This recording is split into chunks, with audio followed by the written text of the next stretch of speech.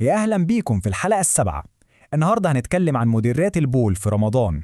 تخيلوا حباية واحدة على السحور ممكن تكون سبب في معاناة طول يوم الصيام.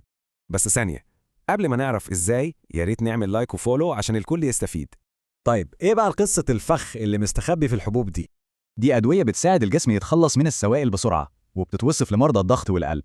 المصيبة لما تتاخد على السحور الجسم بيفقد مية بكميات رهيبة. وده معناه زيارات كتير للحمام خلال ساعات الصيام. وهنا بنوصل لأخطر حاجة في الموضوع كله، الجفاف الشديد. طيب ايه الحل؟ ايه الطريقة الصح عشان نتجنب الكارثة دي؟ الحل بمنتهى البساطة، الجرعة تتاخد بعد الفطار، أبدا مش على السحور. يعني أنسب وقت لمعظم الناس هو بعد وجبة الفطار مباشرة. بس استنوا، في تحذير مهم جدا، لأن الكلام ده مش بينطبق على الكل. أي حد بيعاني من انخفاض ضغط الدم لازم يرجع للدكتور فوراً، لأن الدكتور بس هو اللي يقدر يظبط الجرعة عشان تناسب الصيام. خلوا بالكم، الجفاف هو أخطر عدو لينا وإحنا صايمين. لو المعلومة دي مفيدة اعملوا لايك واحفظوها، ممكن تنقذ حياة حد. واستنونا بكرة عشان هنبدأ أسبوع كامل عن مشاكل المعدة.